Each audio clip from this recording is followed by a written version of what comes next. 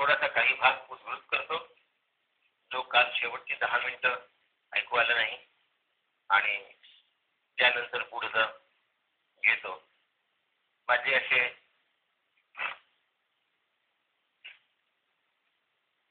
आम्हाला खूपदा असं वाटतं की ध्यान मार्ग आम्हाला साधावा. खूपदा वाटतं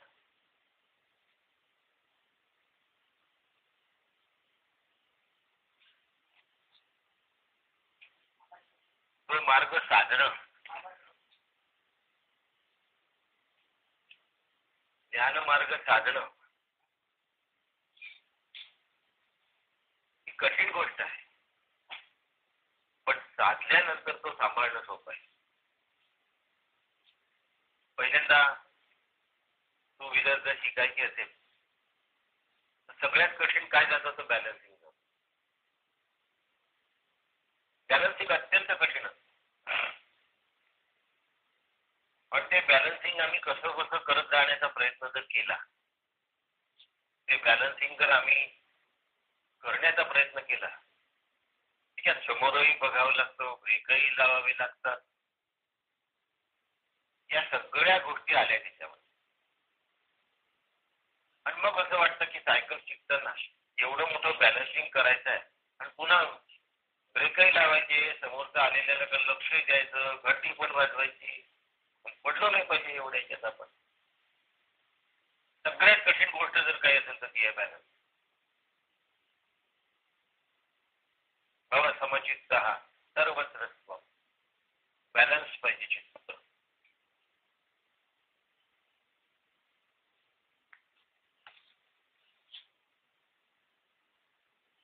चित्ताची उंच सकलता नसावी, एका सपाट लाईनीमध्ये ते चित्त असलं पाहिजे.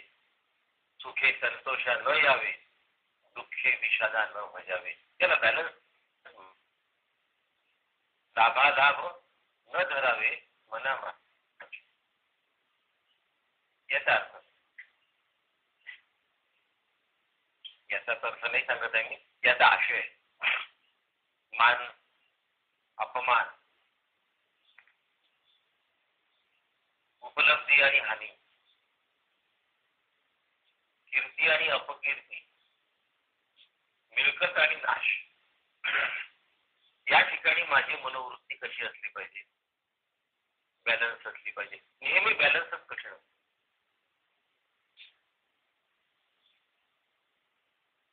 कर्ममार्गी जो त्याला आपण काहीतरी करून हा बॅलन्स मेंटेन करून घेऊ असं वाटतं. हे बघा, माझ्या मुलाला तेवढी बुद्धी नाहीये, पण मी चांगल्या स्वरांचे ट्युशन त्याला लावून देईन, भरपूर ट्युशन फी देईन आणि माझ्या मुलाच्या डोक्याचा स्तर मी उंचावून घेईन. कर्ममार्ग. उपासना मार्गी जो असतो, साधारण उदाहरणावर काय, एक्झॅक्टली अशी उदाहरणं घेऊ नका. तो म्हणतो मी प्रयत्न करीन, मी अभ्यास करीन आणि समोर जाईल. आणि ज्ञानमार्गी जो असतो तो म्हणतो मी हे समजावून घेईन, समजल्यानंतर मग त्याचं एक्सप्लेनेशन मी माझ्या मनाने करेन. मला विषय कळला, संपला विषय, मला कळलाय, नाव आय विल एक्सप्लेन इट.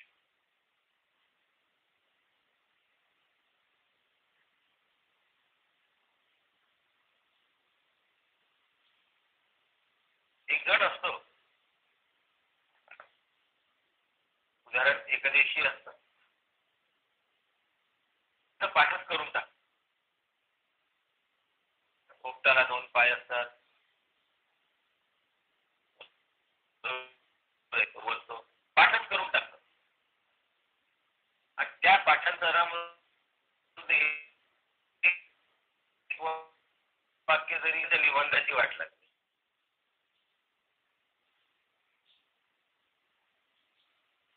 दुसरं, तो सतत त्या पोपटाला बघत असतो, पोपटाचं चिंतन करतो. तिसरा असतो तो पोपट म्हणजे काय आहे समजावून घेतो. पोपट म्हणजे पक्षी आणि हे पक्ष्याचं बहिरंग रूप. त्या दोन गोष्टी त्याला कळल्या की पक्ष्याचे सगळे कॅरेक्टर तो लिहितो ते सगळे पोपटाचे असतात आणि बहिरंग रूप कळून चुकलं की झालं. मग या झाडावर उठतो, गोड गोड फळं खातो,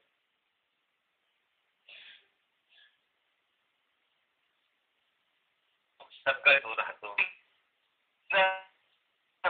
म्हटलं की पक्षाचे रस्त्यावर लागतो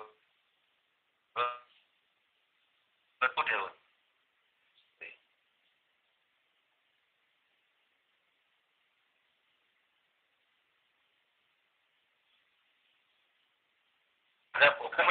त्या छाती फुगते किंवा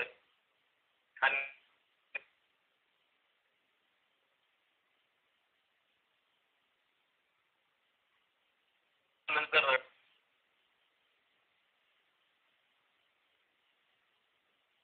ज्ञान मार्गामध्ये लाभ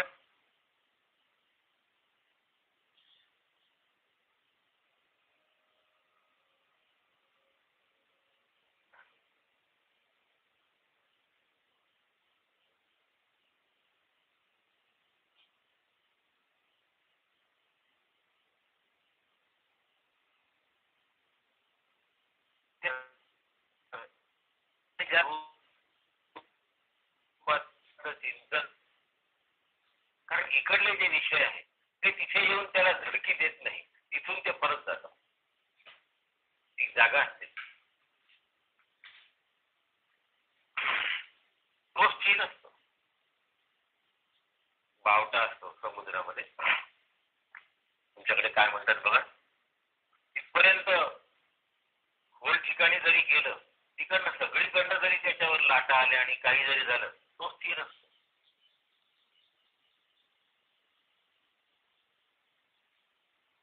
जरा सुद्धा हा बॅलन्स जमला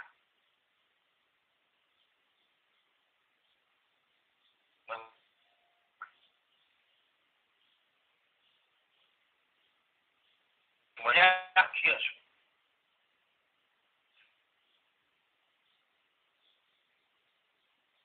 की आत्मारामाकडे जाणं फार सोपं होतं. म्हणून ज्ञान मार्गासाठी आत्माराम आहे हे बरोबर आहे, पण इतर जे आहे ते त्याचे अधिकारी नाही असं नाही. इतरांना ज्ञानाचा अधिकार प्राप्त करून आत्माराम समजावून घ्यायचा. अधिकारविषयी जेव्हा सर्व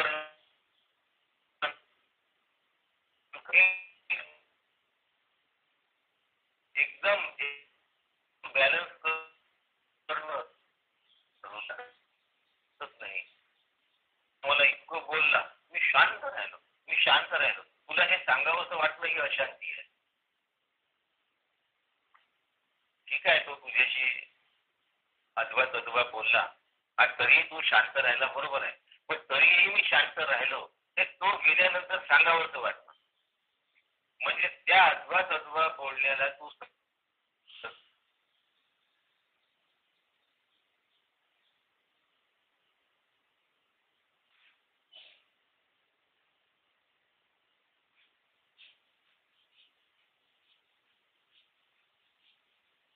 करत करत याज्ञवल्क्याच्या दोन पत्नींनी, एकीचं नाव मैत्री, दुसरीचं नाव गार्गी,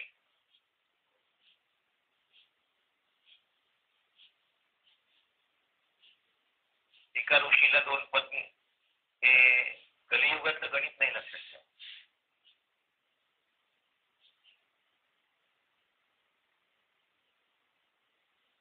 याज्ञवल्क्यांनी आत्मस्वरूपाचं दर्शन होण्यासाठी मोठं गुरुकुल तयार केलं.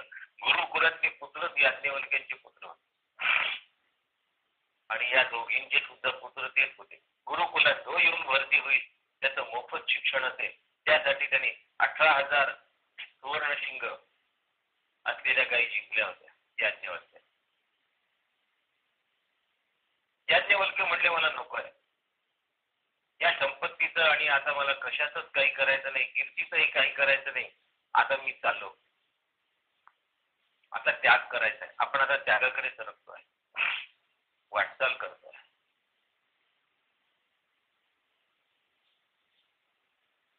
तुमच्या साईडने तर अडचणी यायला नको. वाद आणि भांडणं होण्याची शक्यताच नव्हती, कारण त्या त्याच उंचीच्या होत्या. पण त्यांची उंची काय आहे हे त्यांच्या बोलण्यातून याज्ञवल्क्यांना जाणून घ्यायचं. खूपदा एखादा माणूस उंचीचा आहे की नाही हे बोलल्यानंतर समजतं. अतिशय वाईट गोष्ट आहे. तोंड ही अतिशय वाईट गोष्ट आहे.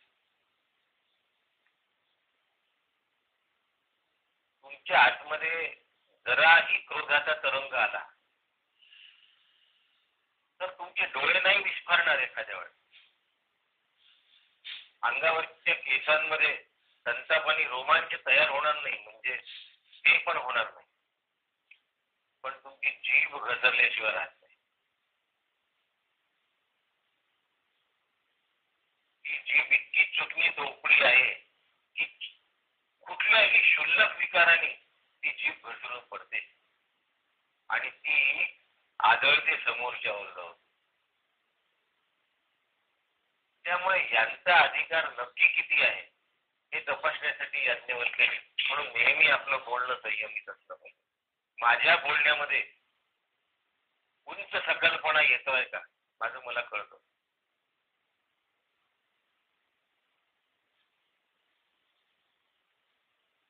मी सांगतोय ते प्रत्येकाच्या लक्षात येत आहे.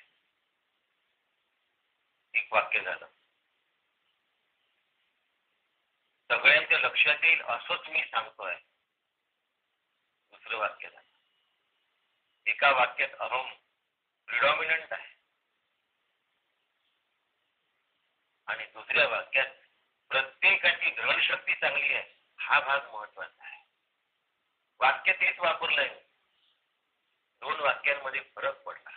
ही जी जीभ आहे ना ही कशी वळेल सांगता येत नाही आणि वळत असताना तिच्या आतमध्ये ते विकार प्रविष्ट होऊन मग ती वळते. मला आत्मारामाचा अधिकारी व्हायचा आहे, मला ज्ञानाचा अधिकारी व्हायचा आहे, प्रत्येकाला होता येतं. याज्ञवल्क्यांनी विचारलं, मला यातलं आता काही नको, ते सगळं मला त्यागायचं आहे. कोणाला काय पाहिजे ते सांगून द्या. गार्गींनी सांगितलं, जी गोष्ट तुम्हाला तृणवत तुच्छ वाटते त्यागून द्यावीशी वाटते, ठेवू नये असं वाटतं, ते काय आहे ते मला सांगा. मला याच्यातलं काही नको. ते काय आहे हे मला सांगा, की ज्याच्यामुळे तुम्हाला हे सगळं धन तृणवत वाटलं, स्वतःचा देहही तृणवत वाटला, मिथ्या वाटला. याज्ञवल्क्य प्रसन्न झाले. गार्गीनी संपत्तीवरचा आपला हक्क क्षणात सोडून दिला. गार्गी पण झाली. याज्ञवल्क्य प्रसन्न झाले. मैत्रेयीला प्रश्न विचारला की मैत्रेयी, ही सगळी संपत्ती, हे सगळं धन, माझ्याजवळ असलेला आश्रम, कुलगुरू व आपलं गुरुकुल आणि सगळं सुवर्ण वगैरे वगैरे, याच्यावर आता तू एकटीच क्लेमंट आहेस. तू हे स्वीकारलं म्हण, तुला हे हवंय असं म्हण.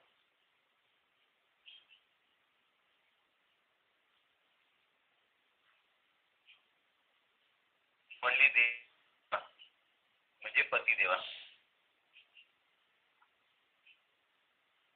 जे तुम्ही कमावलं ते इथे येणाऱ्या गुरुकुलातल्या प्रत्येक विद्यार्थ्याला मिळालं पाहिजे. ते मिळण्यासाठी गुरुकुलात विद्यार्थी आले पाहिजे आणि त्यांच्या भरण पोषणासाठी संपत्ती पाहिजे. पण त्यांना तुम्ही मिळवलेली आत्मसंपत्ती ती पोहोचवण्याचा मीडिया मी आहे, म्हणून मला पहिल्या आली पाहिजे आणि मग ही मिळाली पाहिजे. ही तर मी घेणारच. कारण आता याच्यावर क्लेमंटच नाही आहे गार्गीचा, तिने हक्क सोडून दिलाय. पण येणाऱ्या प्रत्येकाला ते मिळालं पाहिजे.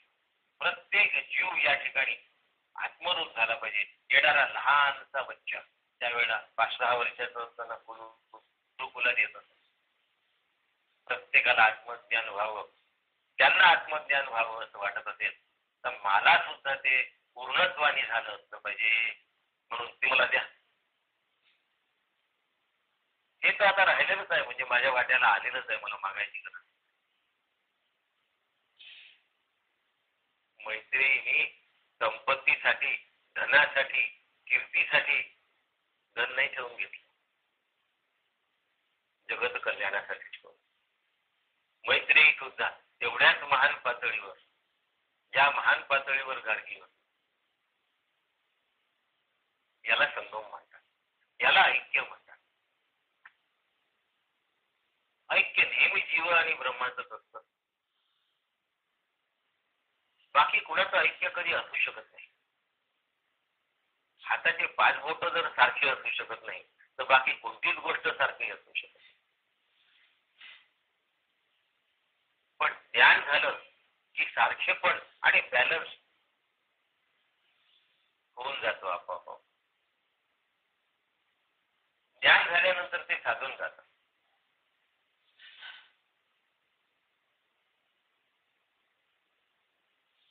सुख दुःखे समे कृत्वा लाभा लाभो, हे होते कसं? सुख सुद्धा माझ्या सत्तेवर आणि दुःख सुद्धा माझ्या सत्तेवर. सुख कळण्यासाठी सत्ता स्वरूपाची आहे, दुःख कळताय ते सुद्धा स्वरूपाच्या सत्तेवर आहे, आणि ती सत्ता मी आहे, ते स्वरूप मी आहे. एकदा हे कळलं की सुखही बाजूला पडतं, दुःखही बाजूला पडतं, आणि मी आत्मस्वरूपाच्या चिंतनामध्ये एकाकार झालेला असतो. याला ऐक्य म्हणतात. व्यवहार्यतः द्वैत आहे, परमार्थतः अद्वैत आहे. आपण सगळे व्यवहार्यतः भिन्न, पण परमार्थतः एक आहोत. पण परमार्थतः एक असलो तरी व्यवहारात व्यवहारासारखं वागलं पाहिजे. तो व्यवहार न्याय नीती धर्माला अनुसरून असलं पाहिजे. का बरोबर एवढा हट्ट? याचं कारण असं, आत्मचिंतनाला तडा जातो. न्याय नीती धर्माला सोडून जर व्यवहार असेल, टेबलच्या वरून पैसे येणं व्यवहार्य आहे, टेबलच्या खालून पैसे येणं अव्यवहार्य आहे.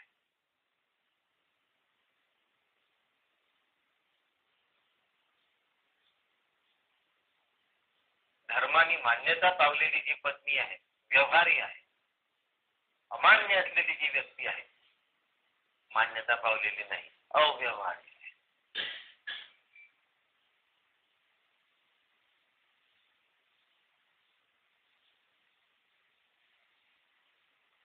न मिळवता आलेली जी कीर्ती आहे ती व्यवहार्य आहे. कीर्तीसाठी प्रयत्न करून ती आपल्याकडे ओढून घेणं अव्यवहार्य आहे. लोकेशणा, वित्तेषणा आणि दारेषणा, तिन्ही ऐषणांचे एक एक उदाहरण देऊन तुम्हाला मी सांगेन.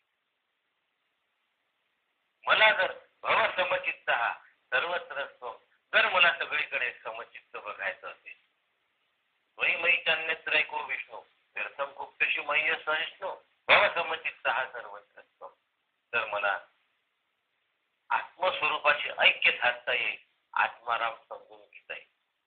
ग्रंथ नव्हे, स्वरूप. म्हणून वेदांताचा परोक्ष ज्ञानाचा अभ्यास म्हणजे शब्द ज्ञानाचा अभ्यास हा उचित पद्धतीने, शास्त्रीय पद्धतीने आणि श्री गुरूंच्या दिशा निर्देशनानुरूप व्हायला पाहिजे. बुद्धिमत्ता आहे म्हणून अनेक ग्रंथ वाचणाऱ्यांची संख्या खूप असते, पण मग ते आतमध्ये कलह तयार, वाद निर्माण करतात, स्पष्ट निर्माण करतात, गोंधळ निर्माण करतात, व्यत्यय निर्माण करतात, गुंता निर्माण करतात. पण श्रीगुरूंनी सांगितल्यानंतर तो गुंता निघून जातो.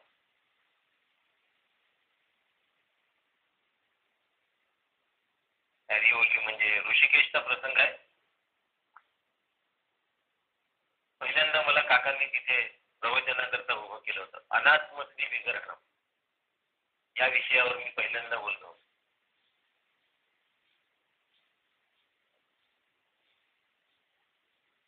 संध्याकाळी काकांची भेट झाली. 15-20 जण सोबत होते. काका म्हणले नैष्कर्म्य सिद्धीचा अभ्यास करायचा. इतका कठीण ग्रंथ काका वाचून पाहिला, काही कला ढ समजत नाही. म्हणजे आता वाच समजेल आणि यांना समजावून सांगायचं आहे, यांना पण समजेल. मी म्हटलं इथे जे नसतील ते म्हणजे तुझं जेवढे ऐकतील त्या सगळ्यांना समजेल. म्हटलं असं जमलं. त्या दिवशीपासून खरंच नैष्कर्म्य सिद्धी समजला. तोपर्यंत नैष्कर्म्य सिद्धी डोक्यावरूनच जायचा. एवढे प्रयत्न केले तरी तो डोक्यावरून जायचा. आणि आता तुला समजेल असं म्हटल्यानंतर तो माझ्या नव्हे सगळ्यांच्या डोक्यात शिरायला लागला. त्याला हे दार कोणी उघडून दिलं? सद्गुरूंच्या कृपा. गुरूंची कृपा असली तर शब्द ज्ञान फलद्रूप होतं आणि परोक्ष अपरोक्षामध्ये परिवर्तित होतं. त्यानंतर जर साधकाचे प्रयत्न चालू राहिले तर तीच गुरुकृपा त्याला दृढ आणि अपरिवर्तनीय स्वरूप आणून देते. पुन्हा ते कधीही बदलत नाही आणि पुन्हा मग त्या ढवळाढवळ होत नाही. जोपर्यंत ढवळाढवळ होते आहे तोपर्यंत ते अपरिवर्तनीय झालं नाही आणि दृढही झालं नाही. पण हे होण्यासाठी श्री गुरु कृपा फलद्रूप होण्याची फार गरज आहे. हा सगळा क्रमविकास हळूहळू झाला पाहिजे. एकदम माझ्यात बदल झाला पाहिजे असं वाटतं आणि यांनी सगळी गडबड होऊन वास्तविक प्रवचन संपल्यानंतर आम्ही आमची वृत्तीसह एवढे तितर वितर झालो असतो की पुन्हा तिला दुसऱ्या दिवशी सकाळीच एकवटतो. नंतर नोट्स काढल्या आहे, आपसामध्ये बोलले आहे. नाही आणि तुम्हाला वेळ जास्त बाहेर लोकांशी बोलायचा, पती पत्नी तर आपसात बोलू शकतात. दोघं जण ते आपसामध्ये बोलू शकतात. स्वतः नोट्स काढू शकतो. माझ्या नोट्स कशा आहेत, तुझ्या नोट्स कशा आहेत. हे 4 मुद्दे माझ्या नोट्स मध्ये आले आहेत, दुसरे 3 मुद्दे तुझ्या नोट्स मध्ये असतील. दोघांचे मिळून 7 मुद्दे तयार झाले. एवढं सगळं केलं तर मग सिरियल कोण पाहिजे, वर्तमानपत्र कोण वाचेल, गावाच्या नसत्या पंचायती कोण करेल. आज गावात किती संख्या, लोकांच्याही गावाच्या संख्या पाठ असतात. शिरस्तेधारा आणि शिधा जोडते. सर्कसीतली जी मुलगी असते जी तारेवरून चालते आणि पायाने कप फेकते बरोबर डोक्यावर, मग बशी फेकते बरोबर डोक्यावर कपाच्या वरती, पुन्हा कप फेकते आणि ती उभी तारेवर आहे. एका पायाने उभी आहे, एका पायाने फेकते आहे आणि ती उंची तिची ऍडजस्ट होते आहे. कप आणि बशीची तळण लागते आहे आणि तिची तरीही तिची कप बशी काही खाली पडत नाही. ती किती कठीण आहे. ह्याहून अधिक कठीण आत्मज्ञान आहे. शुरस्थधारा आणि म्हणून उत्तिष्ठत जाग्रत प्राप्य वरांनी बोधत. श्री गुरूंपाशी जाऊन, श्रेष्ठ पुरुषांपाशी जाऊन, श्रोत्रिय ब्रह्मनिष्ठ दयाळू सद्गुरूंपाशी जाऊन हे ज्ञान मला प्राप्त करून घेतल्याशिवाय मला हे प्राप्त होत नाही. स्वबुद्धीच्या गाढवावर आत्मज्ञान होण्याची शक्यता नाही. मी कितीही हुशार असेल, एवढाही हुशार असतो, आत्मज्ञान प्राप्त होऊ शकत नाही. कारण आत्मज्ञान प्राप्तीसाठी आम्ही काय करतो, गडबड काय आहे. आत्मज्ञान प्राप्तीसाठी आम्ही साधन करतो. एक तर आम्हाला जे उत्तम वाटतात ते ग्रंथ वाचतो, नाही तर आम्ही ध्यान करतो, नाही तर आम्ही नाम घेतो, नाही तर आम्ही कुठली तरी साधना करतो. आपण 3च धरूया, कर्म, नाम, ध्यान आणि तत्वज्ञान. 4च गोष्टी धरूया. योग धरू नये. असेल कोणी तर ते 5वं धरून घ्या योगाचं. पण या गोष्टी मी माझ्या बुद्धीने करतोय. नेमकं मला काय पाहिजे ते नाही ना तुला कळत.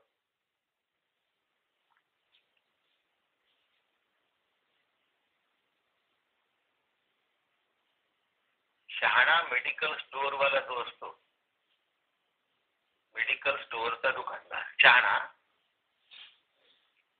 तो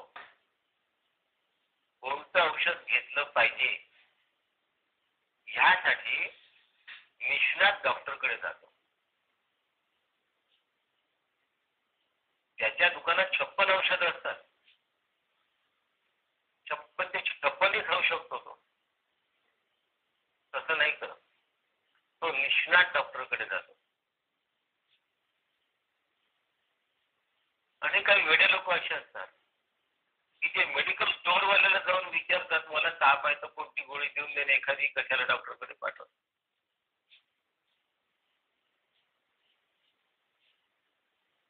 स्वबुद्धीच्या गाढवावर बसणारा जो असतो त्याचा परमार्थ सफल होत नाही. त्याचं कारण असं आहे की 56च्या 56 औषधं खाल्ली, कर्मही केलं, ज्ञानही केलं, उपासनाही केली, ध्यानही केलं, काय जे आहे ते सगळं केलं आणि नाही मिळत. याचं कारण मी एवढं केलं. हा होम बळावत असतो, प्रत्येक वेळी तो बळावत. ज्याला मोडून काढायचं आहे त्याचं ठाणं बळकट होत आहे. आणि म्हणून श्री गुरूंपाशी गेल्याशिवाय, गुरूंच्या कृपेशिवाय आत्मज्ञानाचा प्रारंभच होत नाही.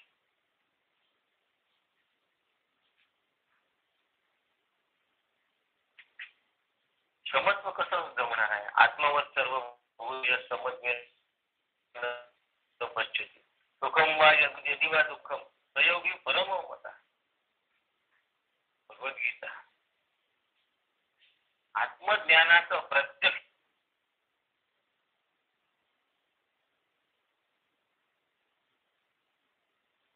आणि साधन पाहिलं जे आत्मज्ञान ते अहंकार बळवतं, अविद्येची निवृत्ती नाही करत, विद्येची बळकटता करतं. आणि बळकट विद्या ही अविद्येच्याच बरोबरी आहे. बळकट विद्या ही अविद्येच्याच बरोबरीने काम करते, उलट जास्त घातक. कशावरून म्हणतोय मी? अविद्या मृत्यू तीर्थवा विद्या या मृत नष्ट होते. ईशावास्योपनिषद. अविद्या परवडली, मृत्यू तीर्थवा. मृत्यू तीर्थ म्हणजे मृत्यूला घेऊन जाते अविद्या. विद्या या मृत नष्ट होते. पण ही जी विद्या आहे ना स्वबुद्धीने केलेली, जे काही करू ते मृत नष्ट होते. पुन्हा मारते, पुन्हा जन्माला घालते, पुन्हा मारते, पुन्हा जन्माला घालते, पुन्हा मारते, पुन्हा जन्माला घालते.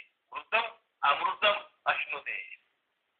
म्हणजे जन्म मरणाच्या गाड्या चक्कर मध्ये फसवते विद्या. स्वतःच्या बुद्धीने अभ्यास करू नका, स्वतःच्या बुद्धीने ग्रंथ वाचू नका, स्वतःच्या बुद्धीने साधना करू नका, स्वतःच्या बुद्धीने नाममंत्र निवडू नका. श्री गुरु प्राप्ती पूर्वीपर्यंत बरोबर आहे, पण हेच माझं जमलं असं करू नका. कारण आत्मज्ञानाला प्रत्यक्ष कुठलंही साधन नाही, केवळ गुरुकृपा. गुरुकृपा ही केवळ. तत्ववस्ती महावाक्य सुद्धा अविद्येची निवृत्ती करतं, आत्मज्ञान देत नाही.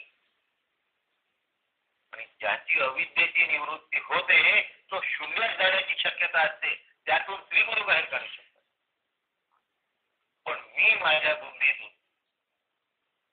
घोरा समजतं, घोरा किंवा डोह शब्द वापरतोय. घोरा असा गरगर फिरवतो पाण्यात आणि डोह खोल्यात घेऊन जातो. शून्य हा असा घोरा आहे, शून्य हा असा डोह आहे की ज्याच्यामध्ये जर फसला माणूस तर बाहेर येत नाही. हात दिला तरच बाहेर निघू शकतो, नाही तर त्यात बुडतो. म्हणून स्वबुद्धीने परमार्थाचा अभ्यास करू नका. आत्मज्ञानाचं प्रत्यक्ष साधन कुठलंच नाहीये. मग तत्वमसी काय आहे? अविद्या घालवण्याची व्यवस्था आहे. एवढं मोठं महावाक्य आहे, त्या वेदांचं परमोच्च काही असेल आणि तेही नाश करतं, आत्मस्वरूप दावत नाही. आत्मस्वरूप केवळ श्री गुरु कृपेनेच कळतं. म्हणून श्री गुरूंची जर कृपा हवी असेल तर मला जगन मिथ्यात्व निश्चय झाला पाहिजे, जगाविषयी वैराग्य निर्माण झालं पाहिजे. आणि हे वैराग्य मला जपण्यात आलं पाहिजे बघा. खूप जण खूप प्रयत्न करतात, खूप अभ्यास करतात, त्यांच्या अभ्यासाला पारावार नाही एवढा अभ्यास करतात. आणि म्हणून काय होतं, नेमकं नेमकं काय होतं, नेमकं आम्ही आमच्या हातात प्राप्ती व्हायची वेळ आली की आम्ही केळीच्या सालावरून घसरतो. का असं होतं नेमकं?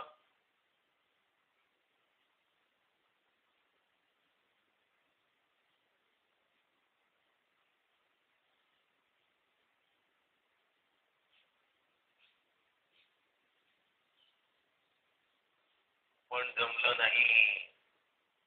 सगळ्या रेसिपी जशी करायला पाहिजे तशी केली, पण अग्नी त्याच्या ठिकाणी लावला नाही. अन्न शिजवण्यासाठी अग्नीच नाही लावला. त्याच्यामुळे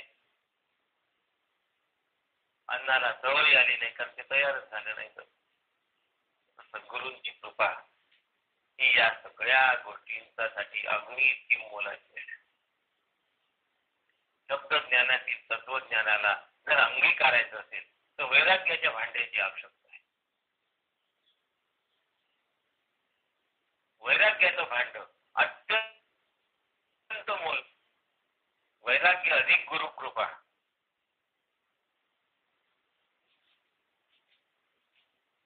ही निशब्दतेत नेऊन सोडते. परोक्ष ज्ञान, वैराग्य अधिक गुरुकृपा. परोक्ष ज्ञान म्हणजे शब्दज्ञान, शब्दज्ञान गुरुकृपेसह असलेलं वैराग लाभलेलं ते निशब्दतेत नेऊन सोडते. म्हणून विरक्ती वाचून काही ज्ञानाची सगळ्याची नाही. ज्ञानाचं जे भांड आहे विरक्तीच आहे. काकांचा दासबोध माझ्याकडे जुना दासबोध आहे, नवीन मध्ये मला माहिती नाही ते आहे की नाही. मुखपृष्ठाच्या अगदी मागच्या बाजूला लाल अक्षरात लिहिलं आहे. मुखपृष्ठ नुसतं पलटवलं, मागे चिटकवण्याचा साधा जो कागद वापरलाय दासबोध वगैरे लिहायच्या आधी त्यात लिहिलाय, जयाची विरक्ती सदाची खुणावे, गये दासबोधाची वाटी सदावे. जयाची विरक्ती सदाची खुणावे. नेहमी नेहमी टेम्पटेशन कोण क्रिएट करतं? वैराग्य. अरे काय वैराग्य संपन्न साधू आहे, वा काय वैराग्य आहे यांच्याजवळ. त्यांचं वैराग्य माझं आकर्षण वाटलं पाहिजे. आम्ही वैराग्याला मूर्खपणा समजतो. आतमध्ये शिरपल्याशिवाय महान त्या वैराग्य फुलतच नाही, फुलतच नाही.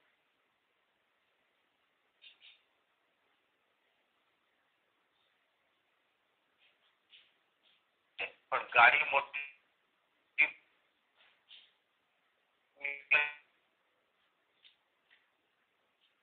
सुंदर वाक्य.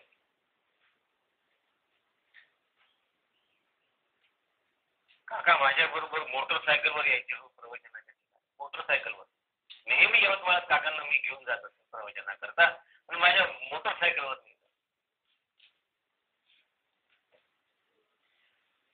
असे पण संन्यासी भेटले मला की आम्ही मोटरसायकल मध्ये येत नाही, तुमच्याकडे मोटर नाही, कार नव्हती ती माझ्या तरी करा, पण आम्ही नाही येणार टू व्हीलर. मला प्रेस्टिज कपडे पाहिजे असे संन्यासी पण मिळाले. वणवण फिरलो आम्ही, कारण नर्मदेच्या काठी गेलो होतो, पण तिथे त्यांना प्रेसचे कपडे पाहिजे होते, तिथे साधी भाजी सुद्धा उपलब्ध होत नव्हती. दुसऱ्या गावात जाऊन कपड्यांना प्रेस करून आणावे. तुझ्या भगव्या वस्त्रांचं काय किंमत केली? जयाची विरक्ती सदाची खुणावे, तये दासबोधाची वाची सजावे. कोण म्हणताय? काका. आपण सुद्धा नेहमी प्रार्थना म्हणतो, शुकासारीखे पूर्ण वैराग. वैशिष्ट्यापरी ज्ञान. शुकाचार्यांसारखं वैराग्य. शुकाचार्य म्हणजे वैराग्यमूर्ती, म्हणजे ज्ञानब्रह्म. नाथ महाराज शांती ब्रह्म. तुकोबा वैराग्य ब्रह्म. समर्थ ज्ञान वैराग्य ब्रह्म.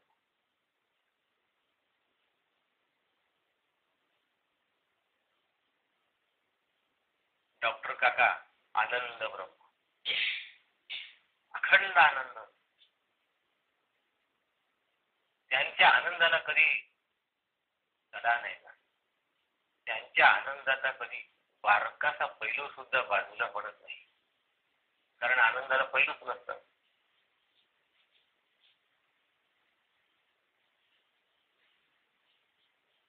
वैराग्य असल्याशिवाय ज्ञान फळफळत नाही. मला टू व्हीलर नको असं काकांनी म्हटलंच नाही.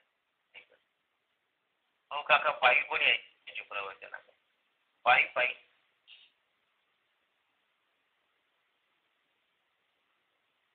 केवढं वैराग्य आहे. आता मी इथे सांगत नाही. अशा अनेक गोष्टी आहेत काकांच्या की ज्या त्या क्षणभरात टाकून दिले. क्षणभरात टाकून. कितीतरी मोठ्या गोष्टी ज्या आपल्याला अरे बापरे आणि काय आहे असं वाटतं त्यांनी क्षणभरात फेकून दिल्या. क्षणभरात.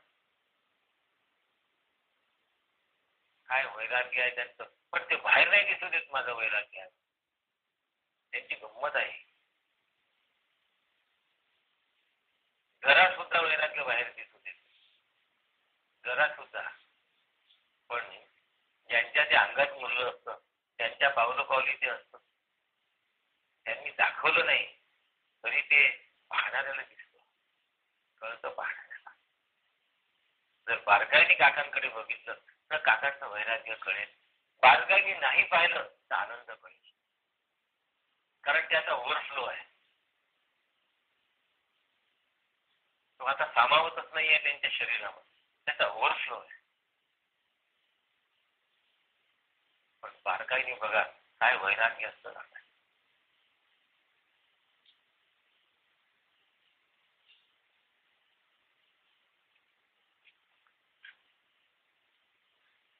काकांवर बोलायला गेलं की मग आवरावं लागतं. पुन्हा आठवण आली होती. पुन्हा विषयाची आठवण आली की आपल्याला इथपर्यंत निदान विषय समोर गेला पाहिजे. सगळे म्हणतील की नमनाला धडा भरतील का. तसं नाही होणार. विषय पुष्कळ मोठा घेणार आणि अवकाश घेणार. कडे ज्ञान वैराग्य सामर्थ्य पणे दाश विश्वासिता मुक्त. माझे श्री गुरु साक्षात परब्रह्म आहे आणि ते मला परब्रह्म रूप केल्याशिवाय सोडणार नाही. विश्वास माझ्या श्री गुरूंवर घट्ट विश्वास असणं ही सगळ्यात महत्वाची गोष्ट. त्याशिवाय माझा निश्चयच नाही होऊ शकत. करतील की नाही मला ते ब्रह्मरूप. नक्की करतील की नेमकं माझ्याकडे लक्षच राहणार नाही. अरे तुझ्यासाठी आहेत ते. बाकी शिष्यांसाठी श्री गुरु आहे असं कधीच समजू नका. श्री गुरु फक्त माझ्यासाठी. माझ्या उद्धारासाठी आले. बाकी कोणासाठी आलेले असं विचार करण्याची तुम्हाला नाही. पण त्यांच्या समोर जो येईल त्या प्रत्येकाने हाच विचार करावा की हे माझ्यासाठी. याचा अर्थ ते दुसऱ्यांना मिळू नये असाही विचार करण्याची गरज नाही. पुन्हा स्वार्थ झाला. ते कोणाहीकडे गेले तरी माझ्याकडे त्यांचं दुर्लक्ष होण्याची सुतराम शक्यता नाही. त्यांनी माझ्या विरुद्ध दिशेला जरी पाहिलं असेल तरी माझ्याकडे त्यांची दृष्टी आहे. त्यांची काय चर्मचक्षूची दृष्टी असते का.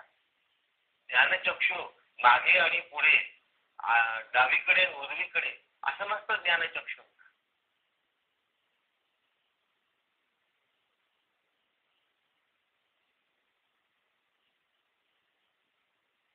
आनंद रूप ब्रह्माचं सतत भान जर जाग ठेवायचं असेल तर काकांशी बघावं.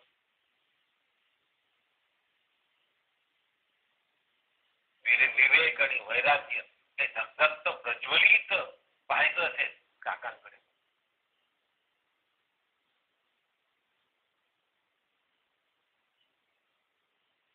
काकांच्या छोट्याशा वाक्यांमध्ये सुद्धा इतकं मोठं ज्ञान असतं. पण आम्ही त्याच्यावर चिंतन केलं तर कळतं. नाही तर काका माझ्याशी बोलले. काका तुझ्याशी बोलले तर काय करतोय. काय बोलली त्याच्याबद्दल बोल.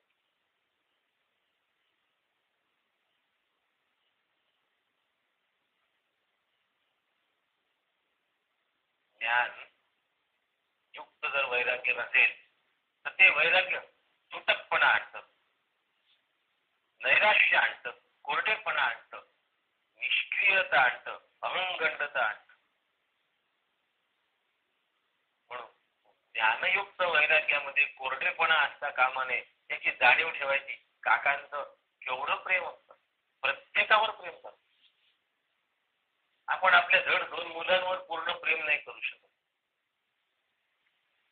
पुन्हा म्हणाला सतत म्हणतात, हो माझं बेटा तुझ्यावर प्रेम आहे पण तुझ्या बायकोवर नाही. काय प्रेम झालं? अरे त्याची ती अर्धांगिनी आहे. तुझ्यावर प्रेम आहे आणि तुझ्या बायकोवर माझं प्रेम नाही म्हणजे अर्ध्याच तुझ्यावर प्रेम आहे असं त्याचा अर्थ झाला. तू पूर्ण तुझ्यावर प्रेमच नाही केलं. म्हणून असं करून नाही चालत. सगळ्यांवर प्रेम करता आलं पाहिजे, सारखेपणाने प्रेम करता आलं पाहिजे. आपल्याला अनुकूल असेल त्याच्यावरच प्रेम जनावरी करतात, प्रतिकूल आहे त्याच्यावरही प्रेम करता येणं यालाच तर परमार्थ म्हणतात. आणि ते प्रेम सहज होतं. आणि हे माझ्याजवळ वैराग्य फुलत असेल आणि विवेक जागा असेल तर हे शक्य होतं, नाही तर हे शक्य होत नाही. लक्षात ठेवा, नाही तर हे शक्य नाही होत. रेकॉर्डिंग विसरून गेलो मी करायचं. आनंद रूप ब्रह्माचं सतत भान असलं पाहिजे आणि श्री गुरूंच्या मार्गदर्शनातून माझा सर्वांगीण अभ्यास झाला पाहिजे. त्यानुसार माझं आचरण झालं पाहिजे. सावधपणाची नितांत गरज असते, तो सतत जागा ठेवावा लागतो. समर्थ सावध, साक्षेपी आणि दक्ष आवडता शब्द आहे समर्थांचा. जर सतत सावध असेल तर त्याच्या आतमधला विचारांचा जो संच असतो त्याचा पूल बनवता येतो. काकांनी त्याला वैचारिक पूल असं म्हटलं. काय झालं ते आज पोट तो जो वैराग्य संपन्न असलेला माणूस आहे त्याच्याजवळ विचार असतात, विवेकयुक्त विचार असतात. आणि तसे जर विचार असतील तर मग तो प्रपंचातल्या हालचालीला गौरत्व देतो आणि श्री गुरूंनी सांगितलेल्या गोष्टीला प्राधान्य देतो.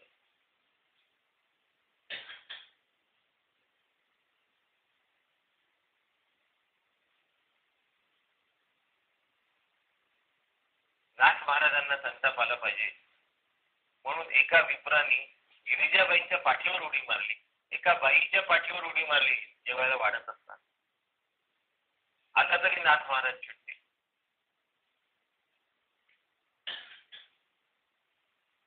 आणि नाथ महाराज काही म्हणण्याच्या आत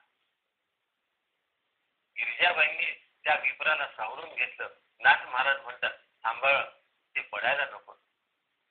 ती म्हणते, हरिपंडित, मी वाढत असताना अशाच माझ्या पाठीवर उड्या मारत असे. मुलगा त्यांचा, तुम्ही चिंता करू नका, ते पडणार नाही. आपल्या पतींना म्हणजे ते त्रिगुण होते गिरिजाबाई, काय अपेक्षित आहे हे आधी गिरिजाबाईंनी ताडलं आहे.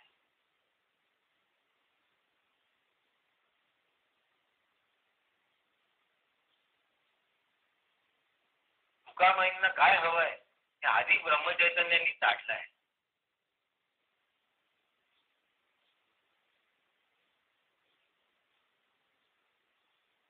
वैचारिक पूल आधी तयार पाहिजे. प्रसंग आल्यानंतर जर माझ्याजवळ सामुग्रीच गोळा करण्याची वेळ गेला मग त्या प्रसंगाशी मी सामना नाही करू शकत. श्री गुरूंपुढे पुढे स्वला झुकून द्यायचं असतं. पारमार्थिक पूल, वैचारिक पूल सांगतोय, लक्षात घ्या. काकांचा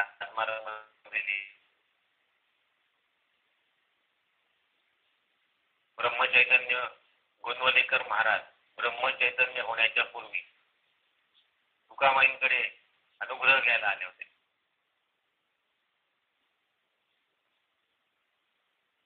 तुकाबाई म्हणले, तुला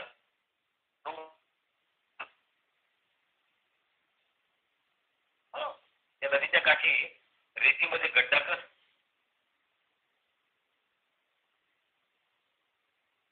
एवढी सोपी गोष्ट तुम्ही सांगितली असं नाही म्हटलं, अहंकार नाही दाखवला. गड्डा कर म्हटलं, गड्डा केला. काय बरं गड्डा करू, कशासाठी गड्डा करू, काय करू, असले प्रश्न नाही विचारले. स्वतःच डोकं नाही चाललं. आणि म्हणले हे सगळे तुला ध्यान करायचं आहे ना, हे मुलं फार गोंधळ करतात आहे आजूबाजू, त्या सगळ्यांना या गड्ड्यात टाक. त्यांनी सगळे म्हणून आणले त्या गड्ड्यात टाकले. बुजवून टाक गड्डा. बुजवून टाकला. या गड्ड्यावर बसून ध्यान कर.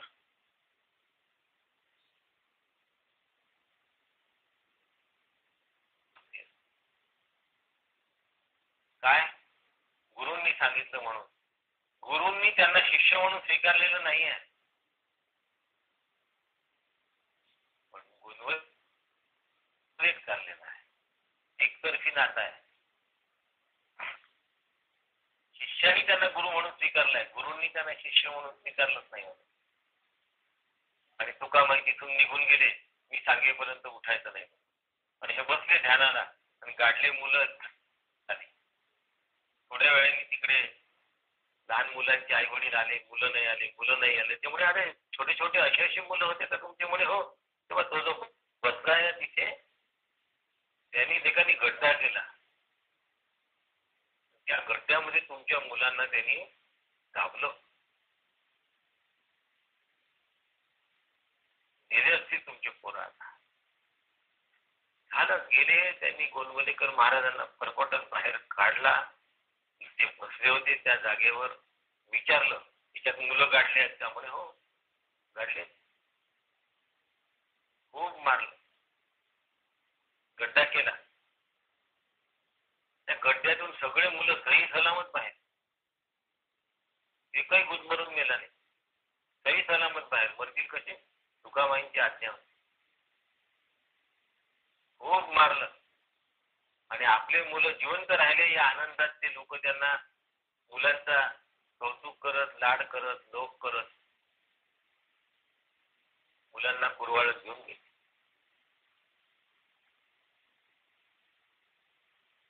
गोंदवलेकर महाराजांना जबरदस्त मार लागला होता. तुकामाहिती करून आले. ब्रह्मचैतन्यांच्या अंगावरून हात फिरवला. सूज आली होती. खूप मारलं. रक्तबंबाळ झाले होते. खूप मारलं. हात फिरवला. म्हणले बाळा खूप लागलं का रे? म्हणे नाही, काही फार लागलं नाही. आता अनुग्रह देता का? तुकामाईंच्या डोळ्यात पाणी आलं.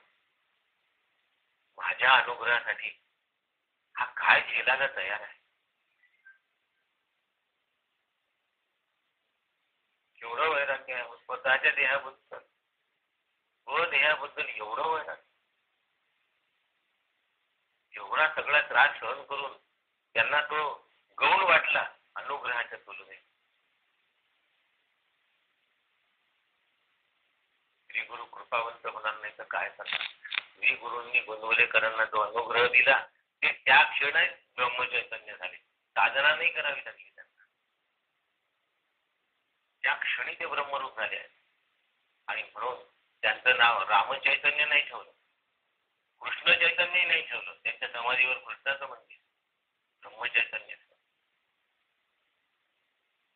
ज्ञानाचा अधिकार असा असतो, सगळ्यांसाठी त्यांनी नाम सांगितलेलं आहे. कोणत्या संतांनी कोणती भूमिका घ्यावी हा असतो, त्याप्रमाणे ते देतात. गुरूंपुढे स्वला झोकून द्यायचं असतं. गुरूंच्या पुढे झोकून देणं हाच वैराग्यातला सगळ्यात मोठा भाग असतो. स्वतः झोकून मी झोकून द्यायचं आहे. आम्हाला प्रपंच करताना खूप विचार डोक्यात असतात आणि परमार्थ करताना अविचाराचं काम होतं. परमार्थ म्हणजे आणि शरणागती म्हणजे झोकून देणं ते आम्हाला माहित असतं. अडचणीच्या अडचणी मनात वळतात आणि त्या अडचणींवर रस्ते काढण्यातच आम्ही स्वतःला निस्वार्थ समजतो. मनामध्ये रेंगाळणाऱ्या अडचणीला ज्यांनी रस्ता काढला, अडचणी सोडवणे नव्हे, अडचणी चिंतन बंद करण्याचा ज्यांनी रस्ता नाही काढला, त्याला वैचारिक पूल समजला नाही, त्याला विचार हे साधन आहे कळत. अडचणींचा रवंथ करायचा नाही, अडचणींच्या प्रवाहामध्ये वाहूनही जायचं. कोणती एक परिस्थिती असते, त्या परिस्थितीवर नेहमी शास्त्रसंमत विचार केला पाहिजे. तो जर केला तर दिलासा असतो आपल्याजवळ. ज्या अर्थी कोरोना आला त्या अर्थी कोरोना जाणार. जे आलं आहे ते जातं, ते निर्माण झाले, जे उत्पाद्य आहे ते नाशवान पण आहे. घट निर्माण झाला, घट नाश होणारच. कोरोना निर्माण झाला, कोरोना जाणारच. नाही तर मग घटापुरतच फक्त शास्त्र माहिती. कोरोना ज्या अर्थी निर्माण झाला त्या अर्थी कोरोना जाणारच. आनंद होतो की नाही? होतो. माझं शरीर ज्या अर्थी निर्माण झालं त्या अर्थी माझं शरीर जाणारच.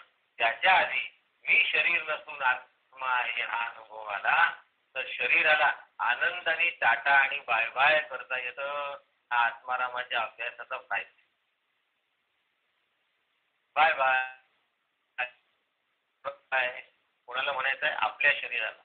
आपली यात्रा निघण्यापूर्वी दुसऱ्यांनी आपल्या समोर घट म्हणजे मडकं घेऊन चालण्यापूर्वी आमचा घटपटात पक्का झालेला असला पाहिजे की मी घट नाही. मी आत्मा आहे आणि आत्म्याला प्रागभाव, प्रध्वंसा भाव, अत्यंत भाव आणि अन्योन्या भाव हे चारही भाव नाहीत. कारण आत्मा अभाव रूप नाही, आत्मा भाव रूप आहे आणि हे चार अभाव आहे. हे चारही अभाव करू शकत नाही. आणि मी आत्मा आहे म्हणून आला आणि कोरोना आली नाही. मी अजय आहे, अमर आहे. मी मरणार नाही तर मी रडणार कशाला? शरीर मरेल, मी मरणार नाही. मग माझं वागणं तुटकपणाचं राहणार, कोरडेपणाचं राहणार. आणि दुसऱ्याला उपदेश करण्याचा अधिकार आपला नाही. कारण आपण अजून अधिकारच विषय सुरू नाही केलेला. सद्गुरूंनी करायचा. नाही तर कोणी दवाखान्यात गेलं त्याला म्हणायचं तू कशाला, तू तर शरीर नाही आहे कशाला रडतो. तो म्हणे दाखव का तुला, बरा होऊन जाऊ दे मला. मी शरीर नाही हे माझ्यासाठी. मी शरीर नाही हा उपदेश करण्यासाठी नाही. म्हणून मी लक्षात ठेवा, या निमित्त माझी शांतपणे जबाबदारी पार पडतो. कोणती जबाबदारी आहे? मोक्ष. माझा विचाराचा पूल मला तयार करून घेता आला पाहिजे. मी निमित्त मात्र, मी केवळ निमित्त आहे. जर मी निमित्त आहे तर मग हा निमित्त रूप असलेल्या देहाने मोक्ष साधून घेणं हे सगळ्यात चांगलं काम आहे. तुमच्या जवळ दिलेले तिजोरीची त्या किल्लीचा उपयोग कोणता असेल तर तुम्ही उघडून त्या धनाचा वापरून घेणे. दिलेली आहे तुम्हाला किल्ली. मनुष्य देहाची, नरदेहाची किल्ली मिळाली आहे मोक्ष सिद्धीसाठी. ह्या किल्लीतून मी ब्रह्मरूप आहे हे जर साध्य करून घेतलं तर माझ्यातल्या आत्मारामाशी मला ऐक्य पावता येईल. कारण मी मूळचाच आत्मरूप आहे. अविद्येने आवरण आहे. अज्ञानाचे दोन दोष आहेत, आवरण आणि विक्षेप. शक्ती म्हणतात अज्ञानाची. या दोन शक्तींमुळे मला मी ब्रह्म नाही असं वाटतं. मूळचं असताना वागत असतो.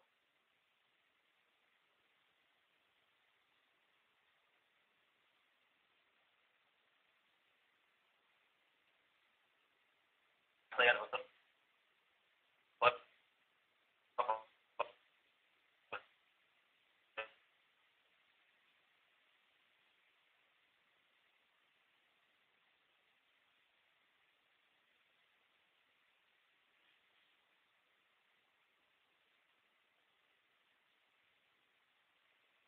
तुम्ही ब्रह्मच आहे.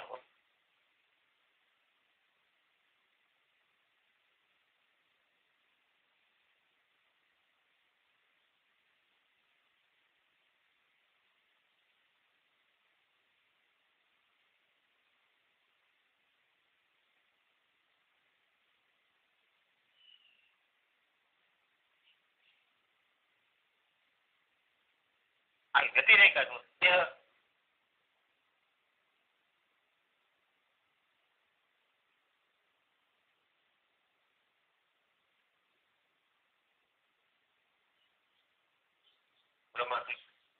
अति गुरुंनी दिलेलं साधन नेहमी व्यतिरेक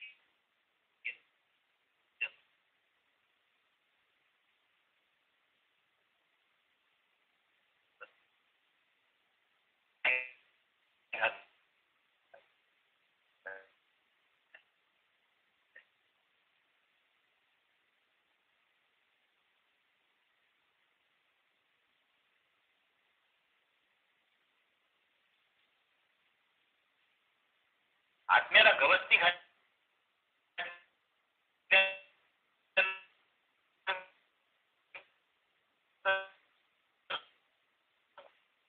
कुठल्याही एकदा साखरीचा एक कण खाल्ला